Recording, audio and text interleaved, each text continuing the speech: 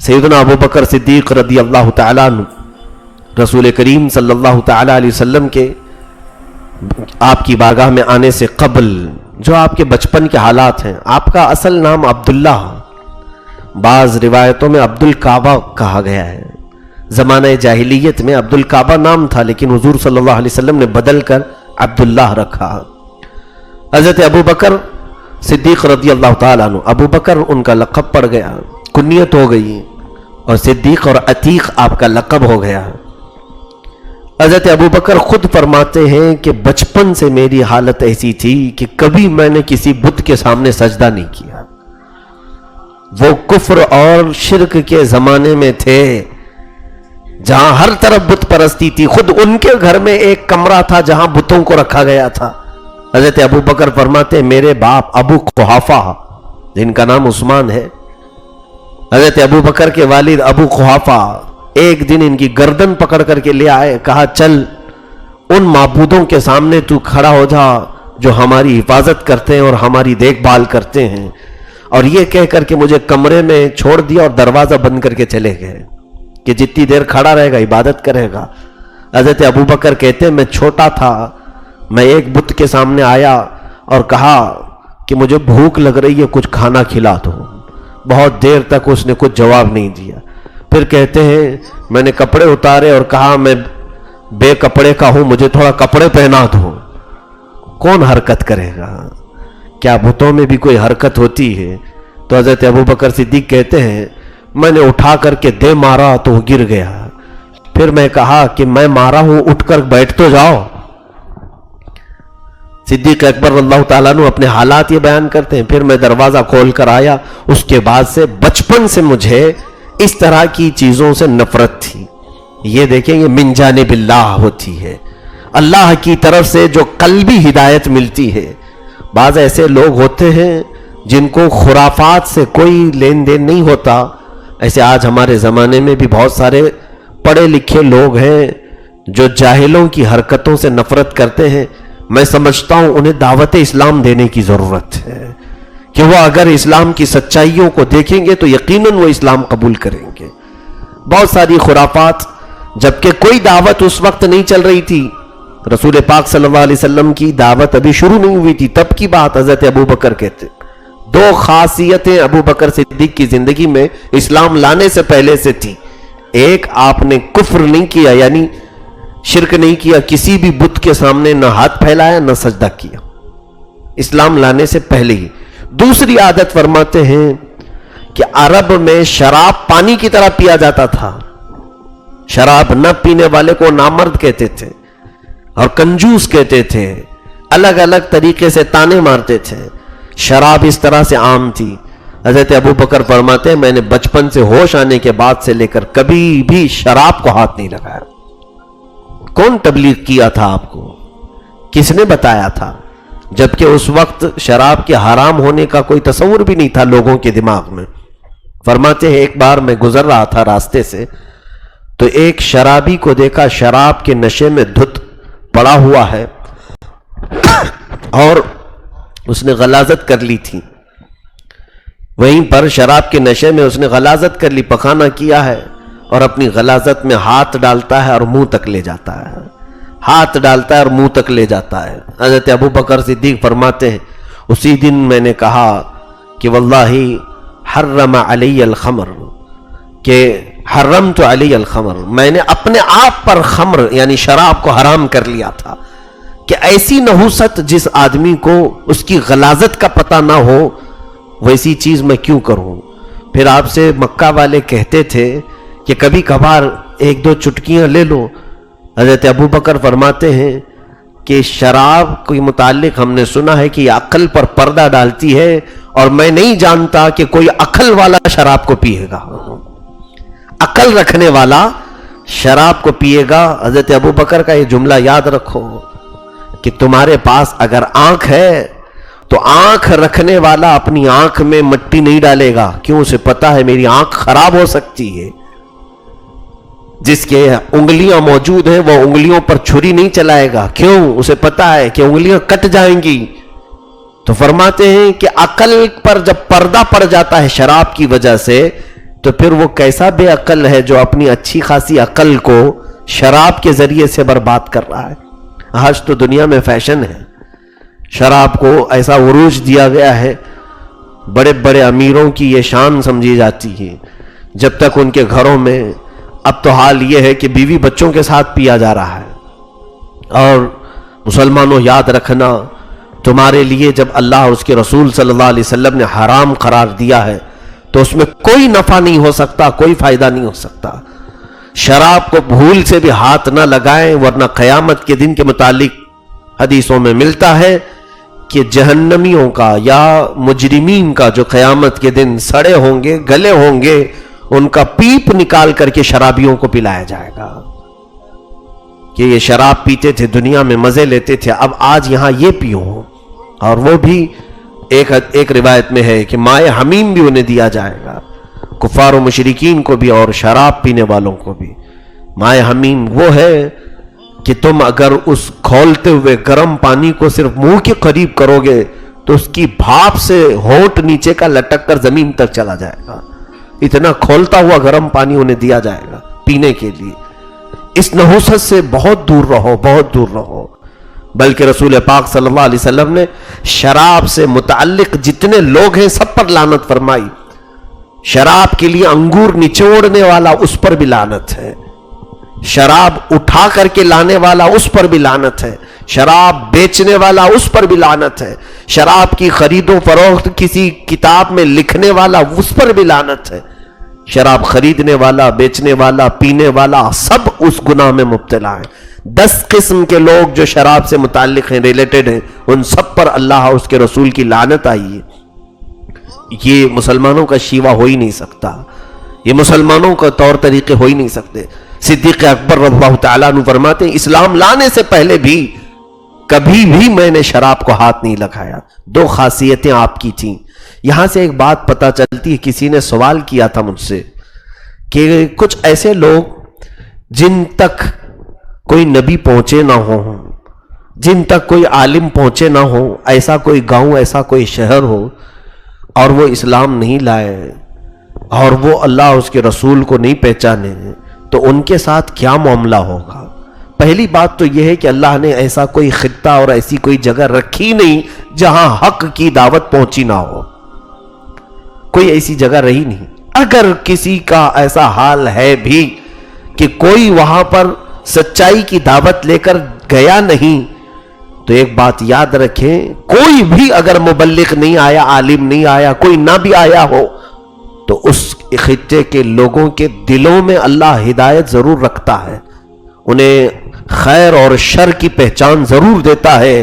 اب مجھے بتاؤ 550 سال سے کوئی نبی مکہ میں نہیں آئے تھے, مکہ کیا پوری دنیا میں کوئی نبی نہیں آئے تھے. 550 سال کا عرصہ معمولی ہوتا ہے؟ 550 سال کی اتنی بڑی مدت گزر گئی, کوئی نبی نہیں آئے تھے دنیا میں. سیدھے حضرت عیسیٰ علیہ السلام کے بعد میرے آقا صلی اللہ علیہ وسلم پیدا ہوئے, اور حضور اکرم صلی اللہ تعالیٰ علیہ وسلم اور حضرت عیسیٰ علیہ السلام کے بیچ کا جو عرصہ ہے اس کو زمانہ فترت کہتے ہیں. کیا وہ سارے لوگ جہنم میں جائیں گے؟ ان کے پاس تو کوئی نبی تھا نہیں. کیا وہ سارے لوگ کفر کرتے تھے؟ نہیں میرے عزیزوں, ان میں بیشتر لوگ ایسے تھے جو ایک خدا کی عبادت کرتے تھے. حضرت عبد المطلب ہیں, حضور صلی اللہ علیہ وسلم کے دادا, حضور صلی اللہ علیہ وسلم کے والدین کریمین, اور بھی کئی ایسے لوگ ہیں, ورقہ بن نوفل, زید بن عمر. یہ وہ لوگ ہیں جو حضور صلی اللہ علیہ وسلم کی بعثت سے پہلے تھے, لیکن انہوں نے کبھی شرک نہیں کیا, کبھی کفر نہیں کیا, اور پھر وہ ایک خدا کی عبادت کرتے تھے. یہ اور بات ہے کہ رسول کوئی نہیں تھے. اب یہاں میں یہ بات سمجھانا چاہ رہا ہوں کہ صدیق اکبر رضی اللہ تعالیٰ عنہ شراب سے بچے کہ نہیں بچے. پورے تقریباً 37 سال تک, 37 سال کی عمر ہو گئی تھی آپ کی جب میرے آقا صلی اللہ علیہ وسلم کی عمر پاک 40 سال تھی, آپ کی عمر تقریباً 37 ساڑھے 37 سال کے قریب تھی. اتنی عمر تک کبھی شراب نہیں پیے اور کبھی بتوں کو سجدہ نہیں کیا. تو کس نے منع کیا تھا آپ کو؟ کون تھا آپ کو جو ان حرام کاریوں سے روکا تھا؟ میرے عزیزو, اسی کو کہتے قلبی ہدایت.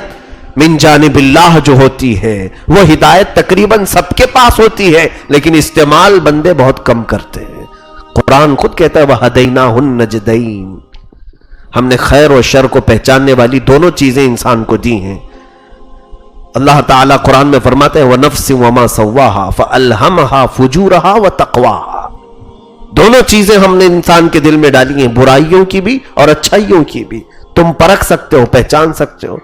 مجھے بتاؤ کہ آج لوگ ہم سے سوال کر رہے ہیں کہ شراب کے متعلق معلوم نہیں تھا حرام ہے کہ نہیں ہے، جوئے کے متعلق معلوم نہیں تھا حرام ہے کہ نہیں ہے، سب کر لیے، ان سب کے بارے میں تو تم کہتے ہو، لیکن مجھے یہ بتاؤ کس عالم نے، کس مبلغ نے تمہیں آگ میں ہاتھ ڈالنے سے منع کیا؟ تم خود ہی تو بچپن سے بچ رہے ہو، بچپن سے تم خود ہی بچ رہے ہو۔ آگ میں ہاتھ ڈالنے سے کسی نے منع کیا تمہیں؟ کہیں تقریریں ہوتی ہیں آگ کے بارے میں کہ آگ میں ہاتھ نہ ڈالو، آگ میں ہاتھ نہ ڈالو۔ آپ کا سینس آپ کو بچا رہا ہے، یعنی اتنی ہدایت اللہ کی طرف سے خود تمہیں ملی ہوئی ہے، تم نے آگ کو گرم دیکھا، ہاتھ نہیں ڈالتے۔ بچے کو ایک بار گرم کوئی برتن ہاتھ کے قریب لگاؤ، ایک بار چٹکا لگے پتہ چل جاتا ہے، پھر دوبارہ وہ بچہ ہاتھ بھی نہیں لگاتا۔ یہ ہدایت اسے خود اللہ کی طرف سے ملتی ہے۔ اسی طرح میرے عزیزو، آج اگر تمہارے پاس عالم نہ بھی ہو تو تمہارے پاس اللہ تعالیٰ کی ہدایت ہے دلوں میں، اس کا استعمال کرو۔ بات ہم آتے ہیں صدیق اکبر اللہ تعالیٰ عنہ کی سیرت پاک پر۔ دو چیزیں آپ نے زندگی میں کبھی نہیں فرمائی اسلام لانے سے پہلے۔ ایک بار ایسا ہوا کہ آپ تجارت میں بڑے ماہر تھے اور مکہ کے بڑے مشہور تاجروں میں آپ کا نام آتا تھا، بڑے مشہور تاجروں میں۔ حورا ملک شام کا کوئی علاقہ، تجارت کی غرض سے آپ نکلے۔ اس سے قبل آپ نے خواب دیکھا، حضرت ابوبکر صدیق رضی اللہ تعالیٰ عنہ نے خواب میں دیکھا کہ آسمان سے ایک نور نکل کر کے آیا ہے اور پورے مکہ پر پھیل گیا، اور حضرت ابوبکر فرماتے وہ نور ایسا بارش کی طرح گر رہا تھا کہ مکہ کا کوئی گھر اس نور سے خالی نہیں تھا۔ میرے گھر میں بھی وہ نور داخل ہوا، میں نے گھر کا دروازہ بند کر لیا تو دیکھا سب اجالا ہی اجالا تھا۔ میں گھبرا کر کے اٹھا اور میں مکہ کے ایک یہودی سے جا کر کے اس کی تعبیر پوچھی۔ اس نے کہا مجھے معلوم نہیں یہ تعبیر کیا ہو سکتی۔ حضرت ابوبکر فرماتے ہیں میں اسی طاق میں فراق میں تھا کہ مجھے کوئی ایک عجیب و غریب خواب کی تعبیر بتائے، تو پھر اسی اسنا میں تجارت کے لیے میں نکل پڑا ملک شام۔ ملک شام کی تجارت کے درمیان ایک علاقہ تھا بحیرہ راہب کا۔ راہب عیسائیوں کا جو بڑا عالم ہوتا ہے، جس کو پاپ کہتے ہیں، وہ کتاب کا علم رکھنے والا عالم، اس کے پاس آپ ٹھہرے اور جا کر کے اس سے اپنے خواب کی تعبیر پوچھی کہ میں نے ایک ایسا خواب دیکھا ہے کہ رات میں ایک اجالا نکل کر مکہ پر پھیل گیا، میرے گھر میں بھی آیا۔ تو اس راہب نے پہلے میرا نام پوچھا، پھر پوچھا تمہارا خاندان کون سا ہے، پھر میرے خاندان کے متعلق پوچھا کیا یہ عرب کا مشہور خاندان ہے؟ کہا ہاں عرب کا سب سے مشہور خاندان قریش، میں اسی میں سے ہوں۔ پھر اس نے میرا پیشہ پوچھا کیا کرتے ہو؟ کہا تجارت کرتا ہوں۔ تو اس بحیرہ راہب نے کہا کہ اے ابو بکر اگر اللہ نے تیرا خواب سچ کیا تو ان قریب تمہارے خاندان میں ایک نبی پیدا ہوگا، ایک نبی پیدا ہوگا جو اپنے نور سے پورے دنیا کے گھروں کو بھر دے گا، اور تم اس کے ساتھی رہو گے اور اس کی وفات کے بعد تم اس کے وزیر بنو گے۔ یہ بہت پہلے خواب میں دیکھا تھا حضرت ابوبکر نے، تعبیر میں یہ ملا، تجارت کی ہے، واپس آئے۔ یہی سفر کے بعد جب مکہ واپس آئے تو بڑے بڑے تاجر آپ سے ملنے کے لیے آتے تھے۔ لوگوں نے پوچھا ابو بکر کیسی رہی تجارت؟ کہا بہت اچھی ہوئی، بہت نفع کما کر کے آیا ہوں۔ تم بتاؤ مکہ میں کوئی نئی بات تو نہیں، سب ٹھیک ٹھاک ہے؟ تو کچھ لوگوں نے کہا ہاں ایک نئی بات ہوئی ہے، ابو طالب کے بھتیجے عبداللہ کا یتیم بیٹا محمد صلی اللہ علیہ وسلم، انہوں نے دعویٰ کر دیا ہے کہ وہ اللہ کے نبی ہیں اور وہ ہمارے تمام معبودوں کو جھٹلا رہے ہیں، ہمارے تمام خداؤں کا انکار کر رہے ہیں۔ حضرت ابو بکر کہتے ہیں اسی وقت میں اٹھا، کیونکہ حضور صلی اللہ علیہ وسلم سے بہت پرانے تعلقات ان کے تھے، دوستی پہلے سے تھی، کیونکہ جس محلے میں حضرت ابوبکر رہتے تھے اسی محلے میں حضرت خدیجۃ الکبریٰ کا مکان تھا. رسول پاک صلی اللہ علیہ وسلم اپنی شادی کے بعد حضرت خدیجہ کے مکان میں منتقل ہو گئے تھے.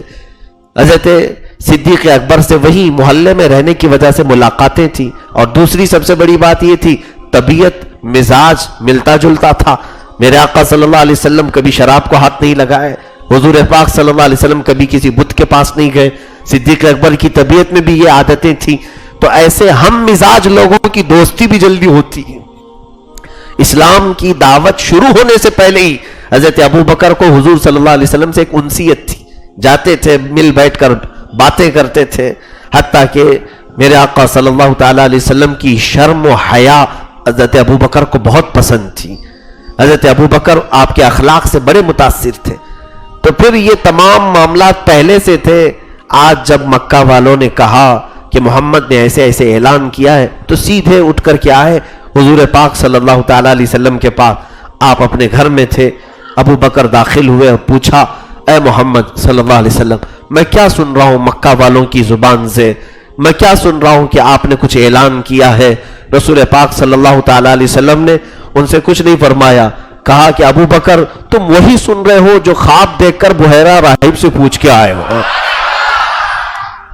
حضرت ابو بکر صدیق کہتے ہیں اشہد ان لا الہ الا اللہ واشہد ان محمد رسول اللہ. پھر کوئی سوال ہی نہیں کیا آپ نے, صرف آپ نے یہ پوچھا کہ آپ نے اعلان کیا. حضور نے فرمایا ہاں میں وہی اعلان کر رہا ہوں جو تم نے خواب میں دیکھا اور بحیرہ راہب سے پوچھ کے آئے. یہ میرے رسول پاک کا علم غیب ہے. رسول کریم صلی اللہ تعالی علیہ وسلم کی اس ادا پر صدیق اکبر فدا ہوئے. اور اس کے بعد اسلام لانے میں ابو بکر کا سب سے پہلا مقام ہے. اور راویوں نے الگ الگ تطبیق دی ہے کہ اللہ کے حبیب صلی اللہ علیہ وسلم نے جب اسلام کی دعوت پیش کی سب سے پہلے کون اسلام لایا, سب سے پہلے کون لایا. روایتیں الگ الگ ملتی ہیں. ایک حدیث پاک میں یہ کہا گیا ہے کہ حضرت ابو بکر سب سے پہلے ایمان لائے. ایک حدیث میں ہے حضرت علی سب سے پہلے ایمان لائے. ایک حدیث میں حضرت خدیجہ سب سے پہلے ایمان لائی. تو بعد میں محدثین نے اس کو یوں تطبیق دیا کہ سب اپنی جگہ پر صحیح ہے. ایسے ہم اس کو الگ الگ معنی میں لیں گے کہ مردوں میں بڑی عمر والوں میں ابو بکر سب سے پہلے ایمان لائے, بچوں میں حضرت علی سب سے پہلے ایمان لائے, عورتوں میں خدیجۃ الکبریٰ سب سے پہلے ایمان لائی, اور غلاموں میں زید بن حارثہ سب سے پہلے ایمان لائے. تو اس طرح سے تطبیق دی گئی. لیکن پھر بھی صدیق اکبر کا مقام سابقون الاولون میں سے ہے جن کا ذکر قرآن میں آیا ہے.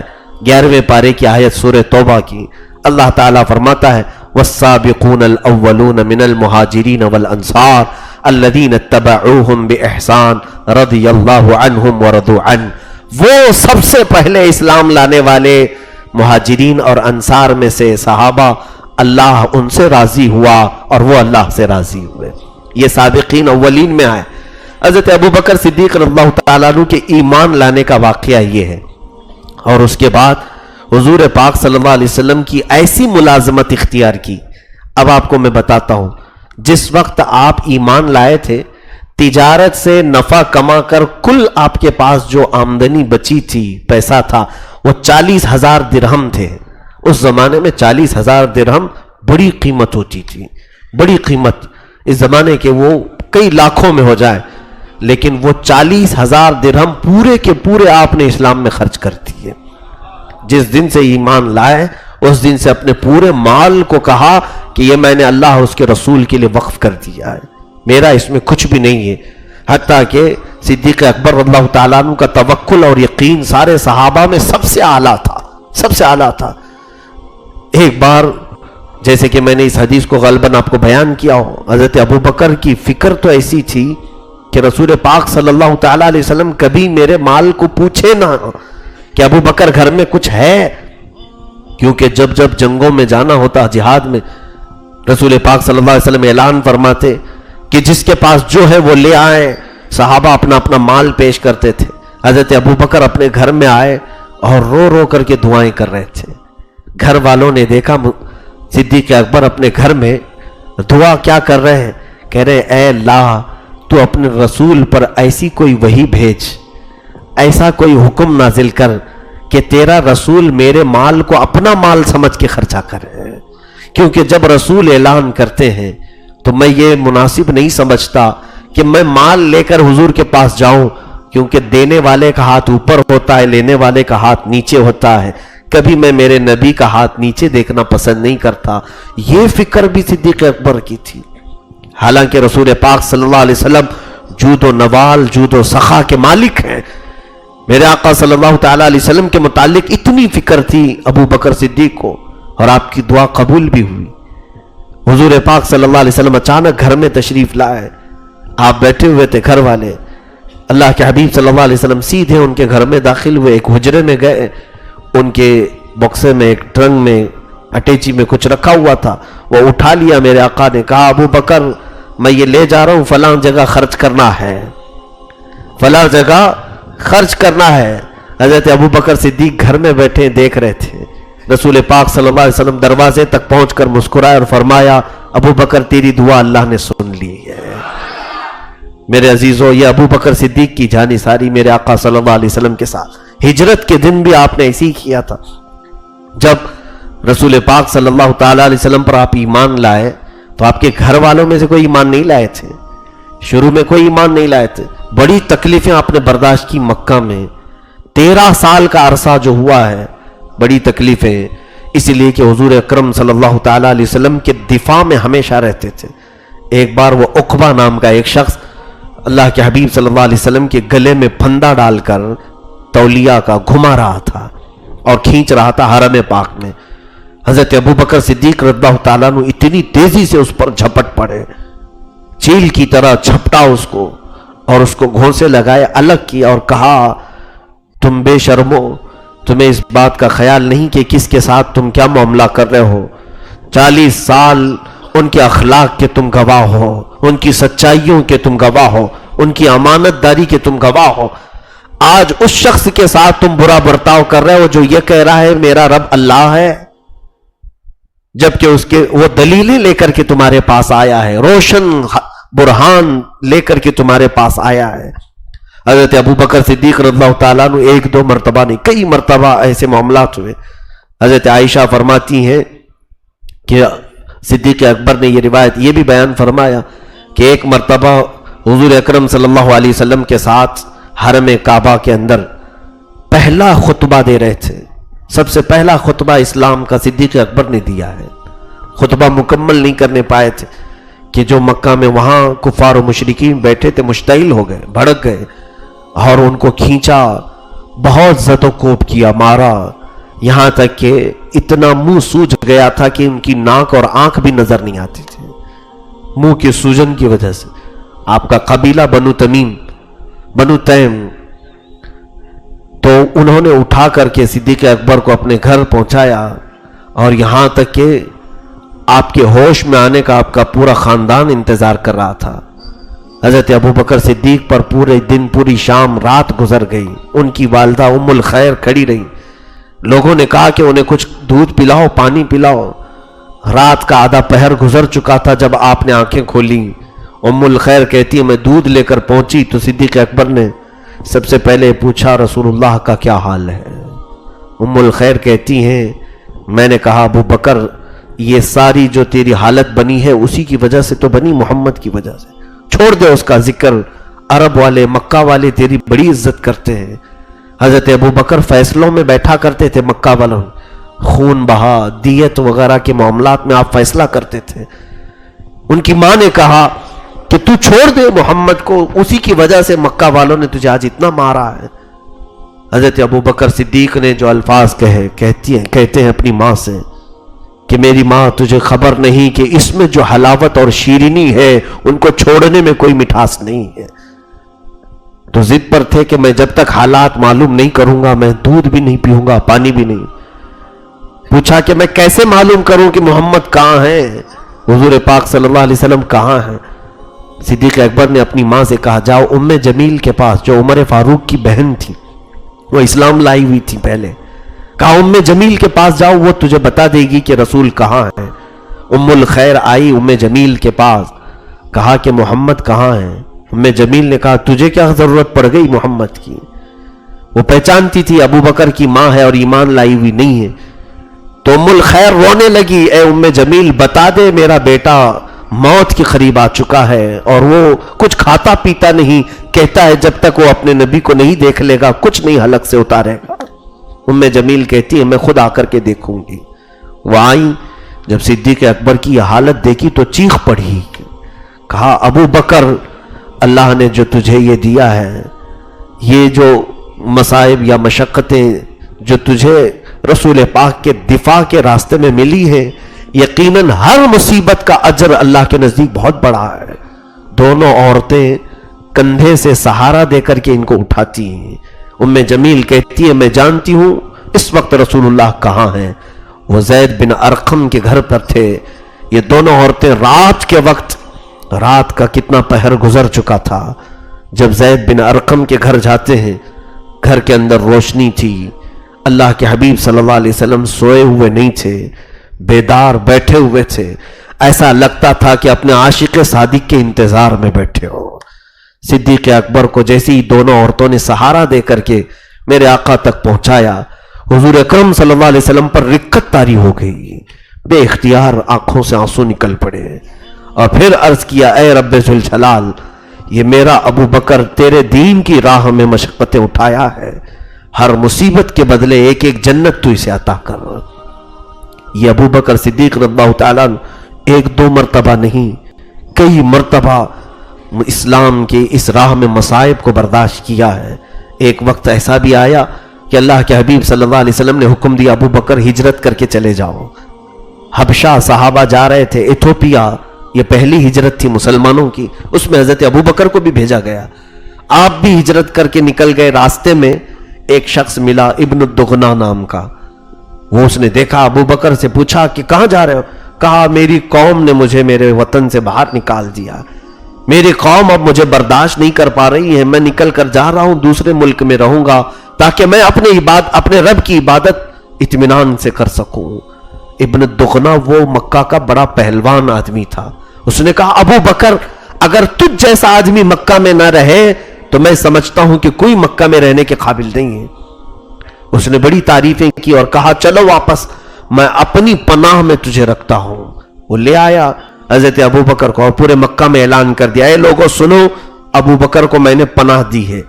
گویا کہ اس وقت ایسا رواج تھا، جس نے کسی کو پناہ دی اگر اس کے ساتھ چھیڑ چھاڑ کیا تو گویا کہ پناہ دینے والے کے ساتھ آپ نے چھیڑ چھاڑ کی، جنگ شروع ہو جاتی تھی۔ حضرت ابو بکر کے متعلق جب اس نے اعلان کیا تو پورے مکہ والے جمع ہوئے، انہوں نے کہا ایک شرط پر ہم پناہ کو منظور کرتے ہیں، تمہاری پناہ کو تسلیم کرتے ہیں۔ کہا کیا؟ کہا ابو بکر سے کہنا کہ وہ جو نماز پڑھنا ہے، جو قرآن پڑھنا اپنے گھر میں پڑھے، باہر آ کر نہ پڑھیں کہ ہماری بیوی بچے فتنے میں مبتلا ہو رہے ہیں۔ ابن الدغنا نے کہا میں ابو بکر سے یہ بات کہتا ہوں۔ اس نے کہا تم سکون سے اپنے گھر میں کرو، جو عبادت کرنی ہے باہر مت کرنا۔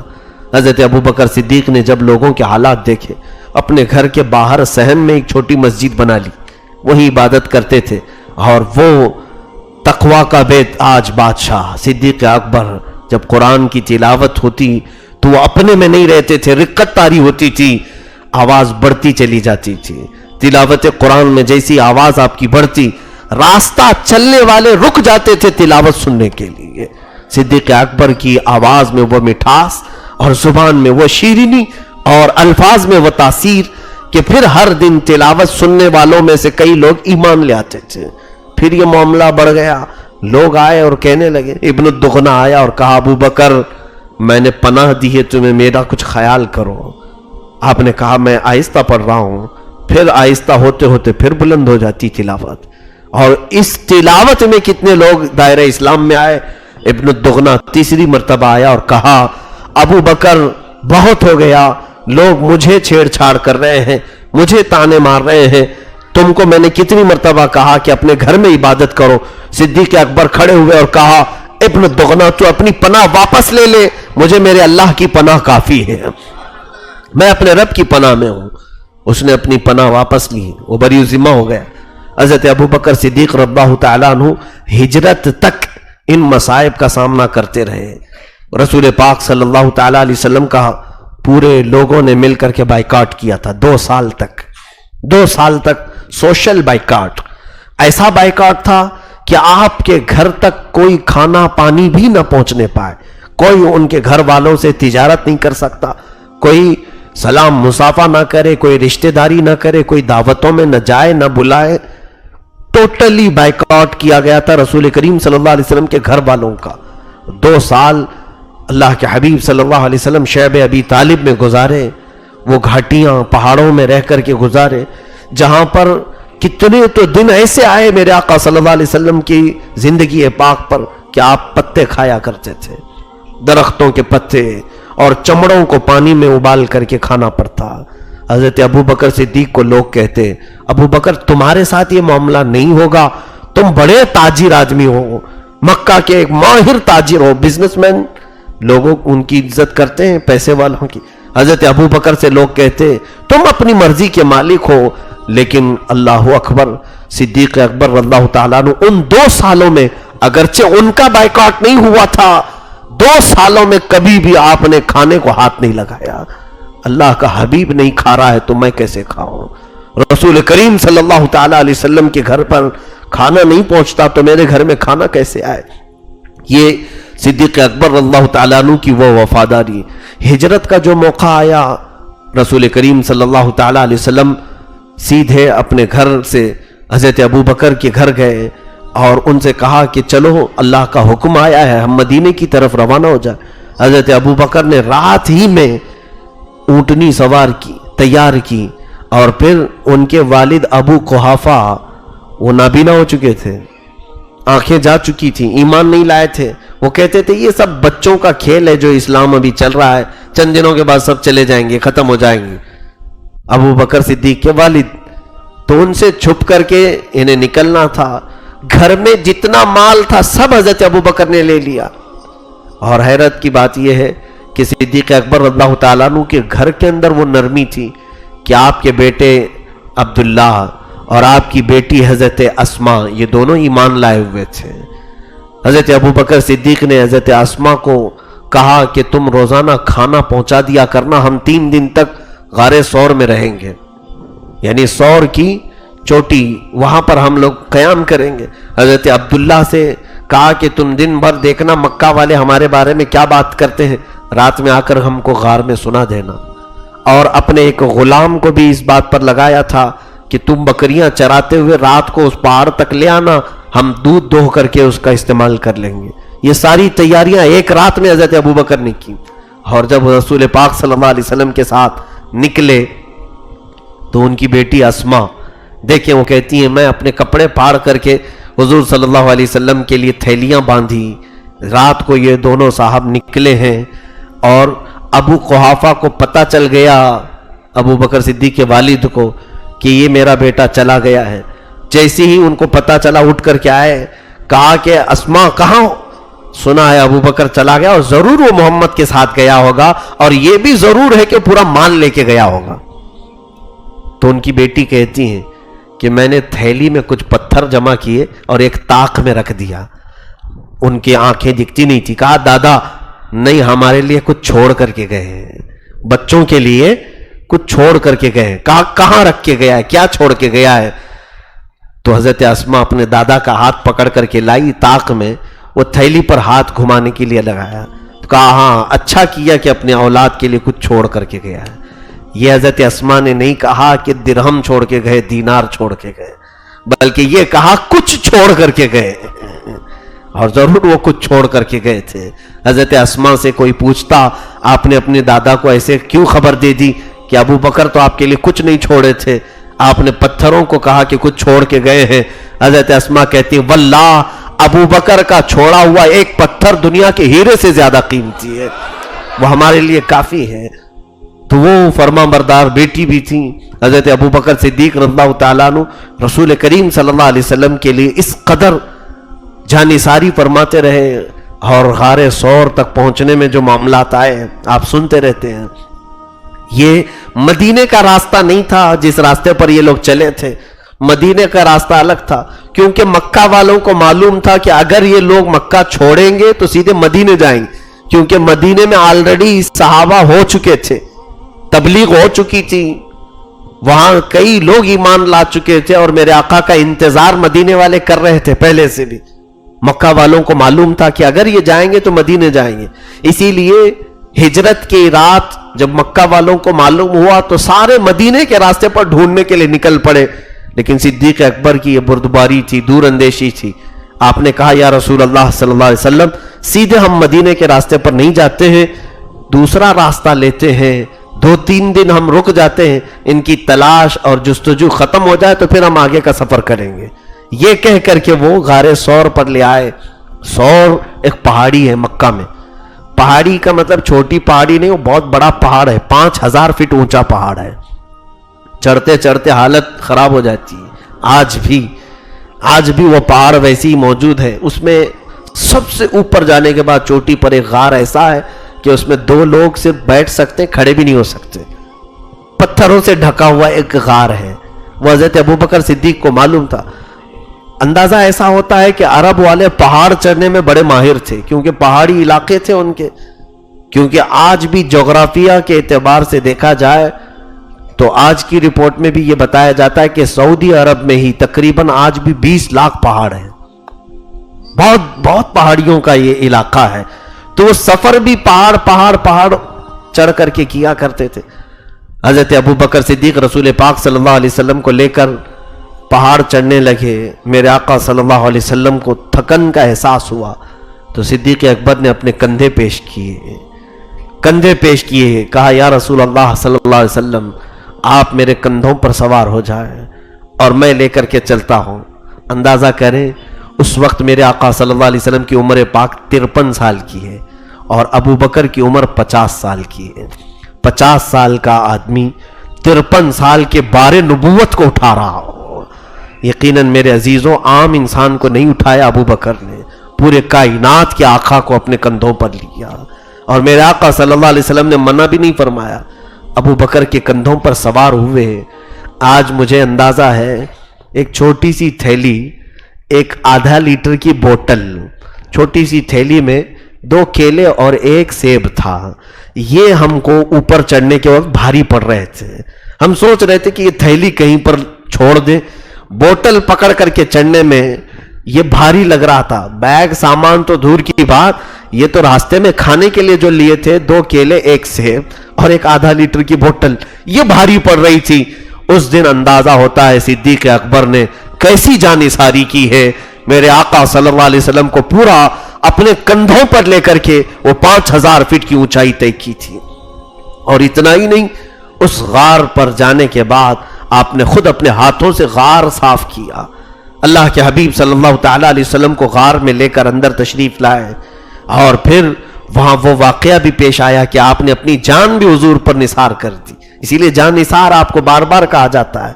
کیسے کہ ایک زہریلا سانپ اس میں اندر داخل ہوتا ہوا آپ نے دیکھا تو اپنی ایڑی اس کے سامنے دبا دی. سانپ نے کاٹا, پھر بھی آپ پیر نہیں ہٹائے. رسول کریم صلی اللہ علیہ وسلم کی نیند جیسے بیدار ہوئی, آپ کا چہرہ پیلا پڑا ہوا تھا. ابو بکر کا جسم زہر سے پورا پیلا ہو رہا تھا. حضور پاک صلی اللہ علیہ وسلم نے پوچھا تو آپ نے کہا یا رسول اللہ, سانپ کاٹ رہا ہے. کہا ہٹاتے کیوں نہیں؟ کہا کہیں وہ آپ کو تکلیف نہ دے تھے. اسی کو جانثاری کہتے ہیں کہ ہم اپنے اوپر مصائب لے لیں لیکن نام نبی پر حرف بھی آنے نہ دیں, کوئی انگلی بھی اٹھانے نہ پائے. اس صحابہ کے اخلاق سے کچھ تو سیکھنا چاہیے. ہم پہلے آج اپنا آرام دیکھتے ہیں, بعد میں دیکھا جائے گا نبی کی بات کریں گے. اگر وقت ہے تو رسول کی بات کریں گے. انہوں نے جان اپنی وار دی. رسول پاک صلی اللہ علیہ وسلم نے فرمایا ابو بکر پیر ہٹاؤ, کوئی بھی موذی مجھے تکلیف نہیں دے گا, بلکہ وہ سانپ میری زیارت کا مشتاق ہے. وہ سانپ نے زیارت کی اور چلا گیا. اللہ کے حبیب صلی اللہ تعالی علیہ وسلم نے اپنا تھوک شریف, اپنا لعاب ان کے پیر پر لگایا. حضرت ابو بکر صدیق فرماتے ہیں سانپ کا کاٹا ہوا پورا دور ہو گیا, پتہ ہی نہیں چلتا تھا, زہر کافور ہو گیا, ختم ہو گیا. رسول کریم صلی اللہ تعالی علیہ وسلم ان کے ساتھ اس غار میں ہیں. اب جو یہاں واقعہ پیش آیا وہ یہ ہوا کہ کفار مکہ ڈھونڈتے ڈھونڈتے اس غار تک بھی پہنچ گئے, وہاں تک بھی آ گئے, کیونکہ قدموں کے نشان دیکھتے تھے لوگ اس وقت, اور اونٹ کی مینگنیاں دیکھتے تھے کہ اگر یہاں سے کوئی گیا ہے تو یہ علامت ہے سفر ہوا ہے کسی کا. تو تلاشتے ہوئے اس پہاڑ کے اوپر تک آ گئے. حضرت ابو بکر کہتے ہیں میں غار کے اندر سے دیکھ رہا تھا ان کافروں کو اور پہچان بھی رہا کون کون آیا ہے. اب خوف ہونے لگا, ڈر ہونے لگا. میں نے کہا یا رسول اللہ صلی اللہ علیہ وسلم, اگر وہ تھوڑا سا نیچے جھانک لیں تو ہم انہیں نظر آ جائیں گے, اور اب ہم دیکھ لیے جائیں, اگر پکڑ لیے جائیں تو ہمارے ساتھ یہ سارے لوگ مل کر بڑا برا سلوک کریں گے, ہم دو ہی ہیں یہاں پر. رسول کریم صلی اللہ علیہ وسلم نہایت ہی اطمینان کے ساتھ, خوف کے وقت چہرے بدل جاتے ہیں, خوف کے وقت گھبراہٹ سے ہاتھ پیر میں راشا آ جاتا ہے, کپ کپی آتی ہے. حضرت ابو بکر سے ایک سوال کرتے ہیں میرے آقا صلی اللہ علیہ وسلم, ابو بکر ان دو کے بارے میں تمہارا کیا خیال ہے جن کا تیسرا ساتھی اللہ ہو؟ حضرت ابو بکر صدیق نے کہا ان کی پوری دنیا کچھ نہیں کر سکے گی. میرے آقا نے فرمایا لا تحزن ان اللہ معنا, مت گھبرا, اللہ ہمارے ساتھ ہے, اللہ ہمارے ساتھ ہے. رب ذوالجلال نے حفاظت و صیانت بھی فرمائی اور قرآن میں اس کا ذکر فرمایا. اذ اخرجہ الذین کفروا ثانی اثنین اذ ہما فی الغار اذ یقول لصاحبہ لا تحزن ان اللہ معنا. یہ کیسے لوگ ہیں جن کے سفر کو بھی قرآن نے اپنے صفحات میں جگہ عطا کی ہے. صدیق اکبر رضی اللہ تعالیٰ عنہ کے ان واقعات کو فرماتے ہیں جس دن میرے آقا نے فرمایا لا تحزن ان اللہ معنا, مت گھبرا, اللہ ہمارے ساتھ. فرماتے ہیں پوری موت تک پھر کسی معاملے میں مجھے خوف نہیں آیا. آخر عمر تک صدیق اکبر پھر کسی بھی چیز سے ڈرتے ہی نہیں تھے. آج اس جملے کی ہمیں ضرورت ہے. میں آج کہوں گا اے مسلمانوں مت گھبراؤ, اللہ ہمارے ساتھ ہے, اللہ ہمارے ساتھ ہے. لوگ یہ آج محسوس نہیں کر رہے ہیں کیونکہ قرآن خود کہہ رہا ہے کان حقا علینا نصر المؤمنین, ہم نے اپنے اوپر لازم کر لیا ہے کہ ایمان والوں کی مدد کریں. قرآن میں اللہ فرماتا ہے وَلَا تَهِنُوا وَلَا تَحْزَنُوا وَأَنْتُمُ الْأَعْلَوْنَ إِن كُنتُم مُؤْمِنِينَ. تم گھبراؤ مت, پریشان مت ہو, تم ہی سب سے زیادہ کامیاب رہو گے اگر تمہارے اندر ایمان ہے. قَدْ أَفْلَحَ الْمُؤْمِنُونَ, اللہ فرماتا ہے ایمان والے سب سے زیادہ کامیاب. آج یہ جو چہرے ہیں ہم سے سوال کرتے ہیں, پھر یہ ظالموں کا ظلم, یہ کافروں کی شرارتیں, یہ مشرکین کا ہمیں آنکھیں دکھانا, یہ سب کیا ہے؟ اس کا کل ملا کر کے ایک ہی جواب ہے میرے عزیز بھائی کہ تو اپنے آپ میں محسوس نہیں کر رہا ہے کہ اللہ میرے ساتھ ہے. تم آج بھی ایمان کے اس ڈگر پر نہیں آ رہے ہو جس کی ضرورت ہے تمہیں. کسی صاحب نے مجھ سے آج یہی کہا تھا کہ آج لوگ پروٹیسٹ کرتے ہیں, احتجاج کرتے ہیں, پارلیمنٹ میں ہماری نمائندے نہیں ہیں اس لیے وہ جو چاہے وہ کر رہے ہیں. آج پارلیمنٹ میں ہماری سیٹیں نہیں ہیں, ہمارے نمائندے نہیں ہیں, اس لیے وہ جو چاہے وہ کر رہے ہیں. تو کسی حکیم نے بہت اچھے انداز میں کہا وہ سیٹیں تو چھوڑ دے پارلیمنٹ میں, جہاں تیری قسمت کے سارے فیصلے بدلے جاتے ہیں وہ سیٹیں مسجد کی ہیں, وہ تو خالی چھوڑا ہوا ہے. یہاں کی سیٹیں بھر دے پہلے, یہ ساری سیٹیں خالی پڑی ہوئی ہیں اور تم کہتے ہو وہاں سیٹیں ہماری نہیں. یہاں پوری کائنات کی قسمت بدلی جائے گی تمہاری ان سیٹوں سے. مجھے بتاؤ پورے اسلام کو پھیلانے میں جو اہم کردار ہے, دنیا کی سب سے پہلی پارلیمنٹ مدینے میں کہاں بنی؟ وہ مسجد نبوی ہے. وہ کھجور کے پتوں سے بنی ہوئی مسجد, دیوار مٹی کی تھی اور کھجور کے پھڑ ڈالے ہوئے چھت تھے اور زمین کنکریوں کی تھی. سجدہ کرنے کے بعد پیشانی میں کنکریاں لگتی تھیں اور اس چھوٹی سی مسجد سے صحابہ نے پوری دنیا میں قیصر و کسریٰ کو بھی گھٹنے ٹیکنے پہ مجبور کر دیا. اس زمانے کی سپر پاور طاقتیں قیصر و کسریٰ کو بھی نیچے کر دیا کہ نہیں کیا؟ میرے عزیزوں وہ سیٹیں انہوں نے بھر دی تھیں. اس لیے کہ حدیثوں میں ملتا ہے جمعہ کا دن آتا, رسول پاک صلی اللہ علیہ وسلم جمعہ کے لیے آتے تو جانتے ہیں صحابہ سیٹیں کب سے پکڑتے تھے؟ جو فجر کی نماز میں آتا تو جمعہ تک کوئی نہیں اٹھتا تھا. انہوں نے وہ سیٹیں بھر دی تھیں, اس لیے اللہ تعالیٰ نے ان کو پوری کائنات میں بھر دیا تھا اور ان کی طاقت اور ان کی قوت کے دبدبے تھے. حضرت ابوبکر صدیق رضی اللہ تعالیٰ عنہ کا وہ جملہ آپ کو میں آج اس لیے حوالے کر رہا ہوں کہ آج پھر سے آپ کہیں کہ گھبراؤ مت, اللہ ہمارے ساتھ ہے, اللہ ہمارے ساتھ ہے, تم ایک ہو جاؤ, متحد ہو جاؤ. حضرت ابوبکر صدیق رضی اللہ تعالیٰ عنہ اور رسول پاک صلی اللہ علیہ وسلم کی حفاظت اللہ نے کیسے کی؟ छोटी सी चीजों से जब मौला हिफाजत करना चाहे, उस गार पर एक मकड़ी ने जाला बुन दिया, एक कबूतरी ने अंडे दे दिए, फौरन के फौरन काफिर वहां तक भी पहुंचे, गार के मुंह पर उन्होंने देखा और आपस में बात करने लगे, अरे मियां यहां तो मकड़ी के जाले हैं, कबूतरी ने अंडे दे दिए, अगर कोई आदमी आया होता तो जाला टूटा हुआ होता और कबूतरी अपने अंडे इधर उधर कर चुकी होती, भाग गई होती। तो यही सोच करके वो वहां तक पहुंच करके भी वापस आए, वहां जा करके भी वापस, बल्कि हजरत अबू बकर फरमाते हैं वो हमारे गार के इर्द गिर्द काफी देर तक घूमते रहे। जिस गार में ये दोनों बैठे हुए थे उस गार के इर्द गिर्द घूमते रहे। और आला हजरत फाजिल बरेलवी रहमतुल्लाह अलैह फरमाते हैं, जान है जान क्या नजर आए, क्यों अदू गिरदे गार फिरते हैं, वो सुए लाला जार फिरते हैं, तेरे दिन ए बहार फिरते। इस नात में आला हजरत ने बहुत ही अहम नुक्ता हमें बयान किया है, उन काफिरों को नजर क्यों नहीं आया, रसूल पाक सल्लल्लाहु अलैहि वसल्लम और सिद्दीक अकबर नजर क्यों नहीं आए। वो एक बहुत अहम फलसफा है मेरे अजीजों। आप जिंदा हैं कि नहीं, आप भी जिंदा हैं, लेकिन आपको जिंदा रखने के लिए आपकी जान है, लेकिन जान को देखा कहां है आपने, जान को देखा है आपने, कैसी रहती है, काली है, सफेद है, लंबी है, छोटी मोटी, कुछ नहीं पता है आपको। जान की अपनी कोई शक्ल नहीं दिखती है, लेकिन वो है जान। और हमारा अकीदा है कि मेरे आका जाने कायनात है, कायनात की जान है। और आला हजरत फरमाती वो जान है, जान क्या नजर आए, क्यों अदू क्यों दुश्मनों गिरदे गार फिरते हैं, तुम गार के इर्द गिर्द फिर रहे हो, वो पूरी कायनात की जान है वहां पर। और अल्लाह रब्बुल इज्जत अपने नबी का मुहाफिज है, अपने नबी की हिफाजत फरमा रहा है। अब यहां से एक बात समझ में आती है, अल्लाह अज़्ज़ वजल जब हिफाजत फरमाना चाहे तो मकड़ी के जाल को खुद कुरान में अल्लाह कहता है, फरमाता है, इन्ना औहनल बुयूति लबैतुल अनकबूत, दुनिया में सबसे कमजोर घर अगर किसी का है तो मकड़ी का घर है।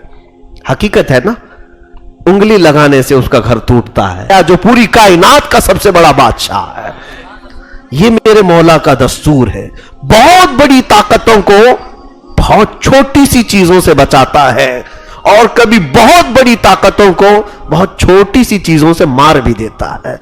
नमरूद जैसे बड़े बादशाह को मच्छर से मार दिया, फिरौन जैसे बहुत बड़े गुरूर और तकब्बुर में मुब्तला रहने वाले बादशाह को पानी से हिलाक कर दिया, शद्दाद को एक ठोकर से मार दिया, अबू जहल को किसान के जो छोटे दो बच्चों से खत्म कर दिया, सहाबा थे वो।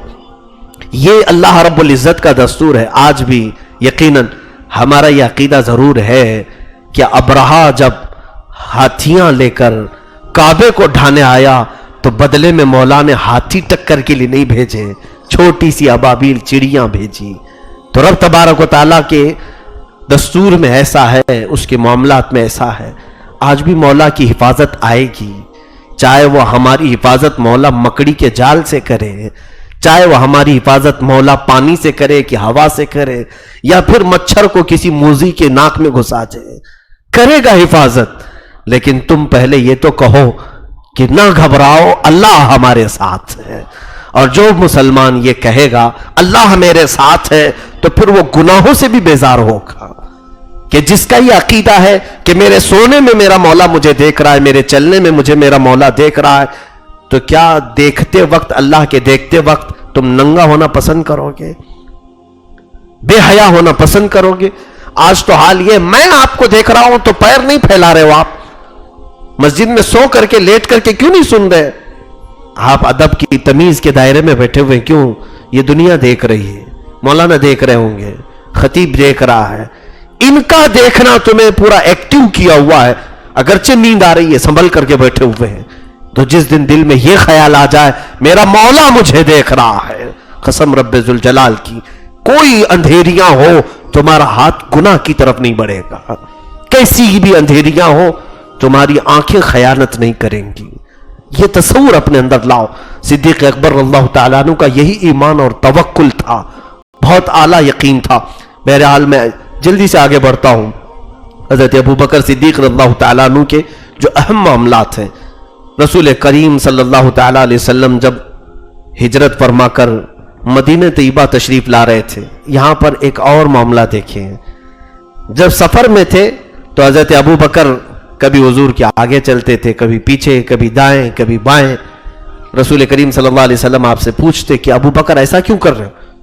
عرض کرتے کہ آقا اگر کہیں کوئی تیر چلائے تو پہلے مجھ پر لگ جائے, میں بار بار ادھر ادھر ہوتا ہوں. رسول کریم صلی اللہ تعالی علیہ وسلم جب مدینہ طیبہ کے قریب پہنچنے لگے, حضرت ابو بکر کا ایک عمل یہ بھی دیکھ لیں. جب قریب پہنچے, مدینے والے سارے لوگوں نے حضور کو نہیں دیکھا تھا. کچھ صحابہ پہلے آئے جو بیعت عقبہ اولیٰ میں حضور صلی اللہ علیہ وسلم کے پاس 12 صحابہ نے بیعت کی اور وہ گئے مدینے میں, سب کو تبلیغ کیا. پھر 70 صحابہ آئے, ان کو تبلیغ کیا. اس طرح سے مدینے میں ایمان پھیل گیا تھا. بہت سارے لوگوں کے گھروں میں اسلام آ چکا تھا, لیکن ان کی بیویاں, ان کی بچیاں, ان کے خاندان والے صرف میرے آقا کے جلووں کے تذکرے ہی سن رہے تھے, ابھی دیکھا نہیں تھا. جب مدینے پہنچ رہے تھے حضرت ابو بکر صدیق رضی اللہ تعالیٰ, تقریباً یہ سفر 8 یا 9 دن کا تھا آپ کا, مکہ سے جو چلے تھے مدینے پہنچنے کے لیے. قبا میں آپ نے قیام فرمایا ہے, جو قبا اس وقت مدینے سے باہر کا علاقہ تھا. اب جب مدینے میں داخل ہونے کا معاملہ آیا, مدینے والے کیا کرتے تھے جانتے ہیں آپ؟ جیسی ان کو خبر ملی تھی کہ اللہ کا رسول مکہ سے نکل چکا ہے, تو روزانہ مدینے والے سنیت الوداع کی گھاٹیوں پر, اونچے ٹیلے تھے مدینے میں, وہاں سے سب دور سے آنے والے بھی دکھتے تھے. اس ٹیلے پر جا کر سارے مدینے والے جمع ہو جاتے تھے, دیکھتے تھے. صبح سے شام ہو جاتی تھی, پھر وہیں کھاتے پیتے تھے سب. وہ میلے کے شکل ہو گئی تھی. روز جاتے تھے, حضور کا انتظار کرتے, پھر گھروں پہ واپس آ جاتے. تقریباً کئی دنوں تک اللہ کے حبیب صلی اللہ علیہ وسلم کا دل سے جنہوں نے استقبال کیا وہ مدینے والے لوگ ہیں, وہ اہل مدینہ ہیں.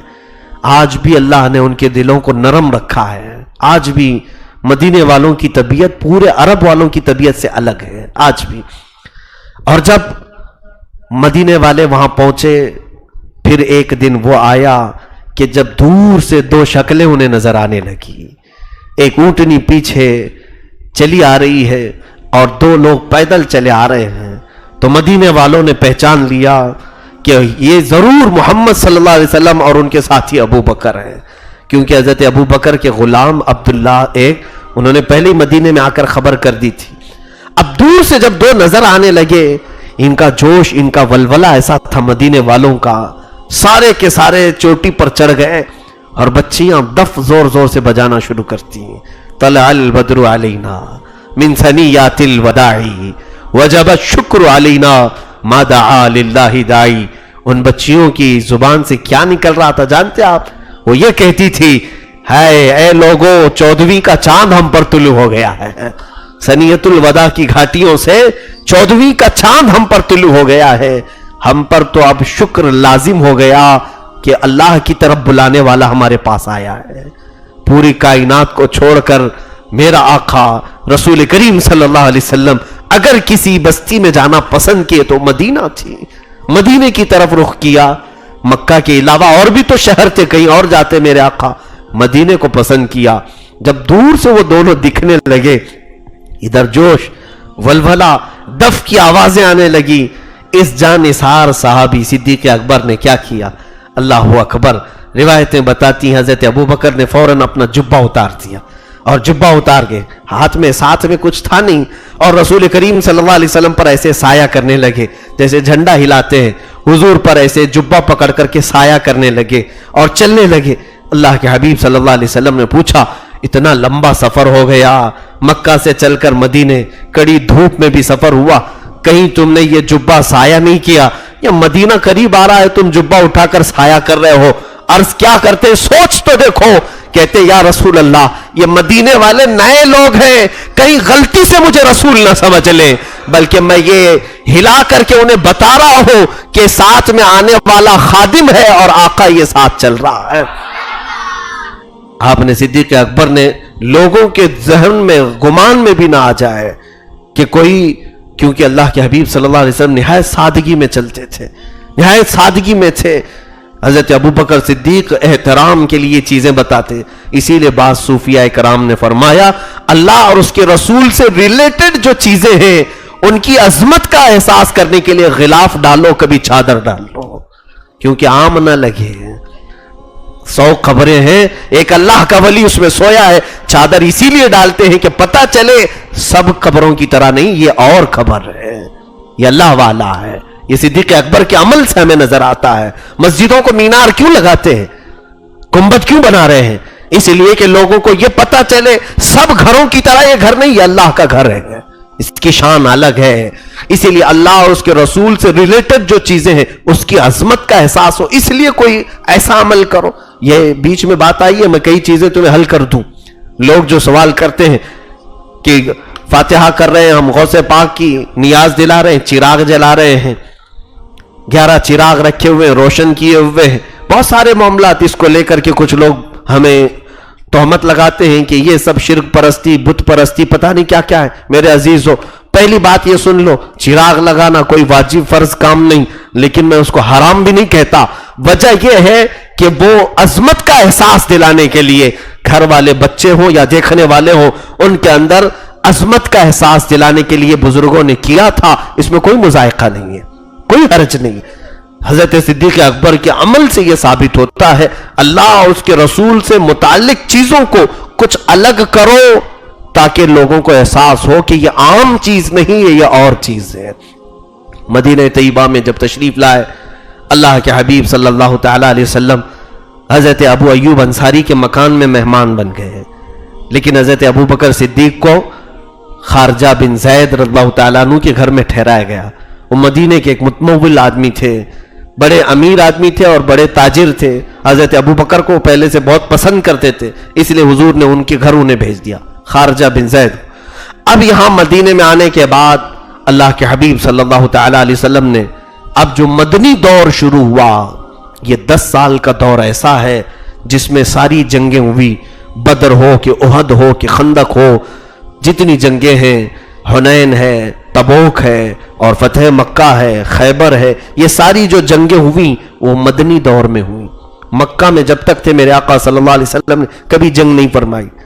ساری مدینے میں آنے کے بعد کیونکہ اسلام کا قلعہ مضبوط ہو چکا تھا، اسلام کی سب سے پہلی پارلیمنٹ مسجد وہاں بن چکی تھی، اس مسجد میں میرے آقا صلی اللہ علیہ وسلم امامت بھی فرماتے تھے، درس بھی دیتے تھے، صحابہ کو سکھاتے بھی تھے، اور وہ غریب صحابہ جو اپنا گھر بار چھوڑ کر کے آئے ان کے لیے بھی ایک کٹا بنا کر کے اسی میں ان کی پرورش بھی کی جاتی۔ اگر کوئی بیمار ہو تو اس کو ہاسپٹل کا کام بھی اسی مسجد کے کونے میں کیا جاتا تھا، جنگ کے قیدیوں کو لا کر کے بھی اسی مسجد کے کونے میں باندھا جاتا تھا، بہت سارے کاموں کے لیے ایک مسجد نبوی کا استعمال ہوتا تھا، ایک مسجدوں کو آج جن کاموں کے لیے استعمال ہونا چاہیے وہ کام اب ختم ہو گئے ہیں۔